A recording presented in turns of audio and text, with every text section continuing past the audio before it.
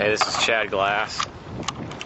I'm going to talk about perception of value versus the actual value of something.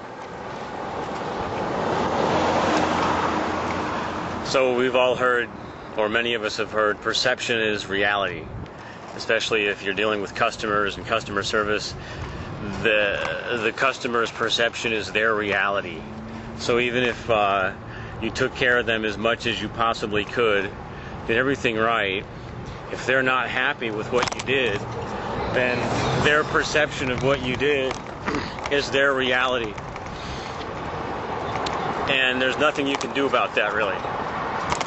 They're either going to be happy with what you did or they're not.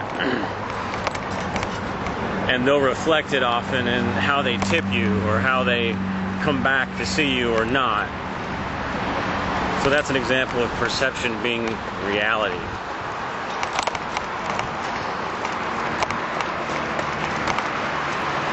Now another way it could be explored is in terms of value and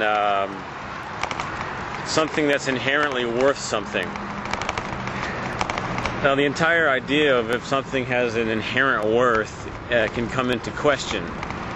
What is anything worth and why is it worth what it is? You could say that gold and silver, the precious metals of the world, and platinum are inherently worth something. But what is it worth against and what is it worth relative to? It's often hard to answer. Is it because it's rare? Is it because it's hard to get, hard to manufacture, hard to present to the masses in a form that you can use? It might be all those things, it might be some of those things.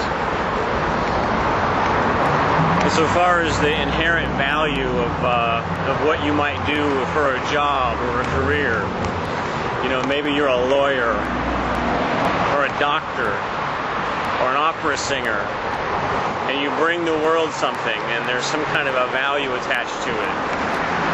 Depending on how long you've done it, how good your reputation is, how well you're able to serve your customers, how quickly you can help them, how safely you can make their lives be or appear.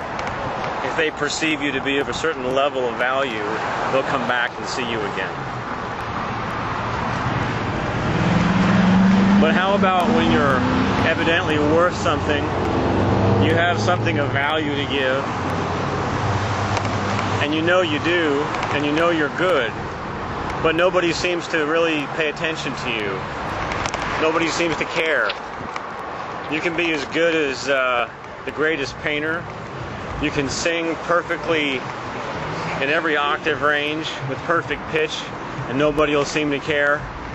You can seemingly do everything right, and it won't matter. Why is this? It may not be because you are not any good, but moreover, it's probably because you're not perceived to be of value. As shocking as this might be, it's true. So this relates to the entire myth of talent. You can have all the talent in the world. You can have so much talent in your left arm or on the tip of your nose that your friends and family are in awe of what you are and what you can do. But yet you might not be anybody living a life any different from them. You might even be living worse than they are. Living in a trailer, living in somebody's basement, on the verge of foreclosure. Maybe you're homeless. So talent alone and actual value is not really enough. It's not enough. What's necessary and what's absolutely vital is if your talent and value is perceived in the right way. In the next video, I'll talk more about how to make this happen and why this is true. Thanks. Hope you enjoyed this.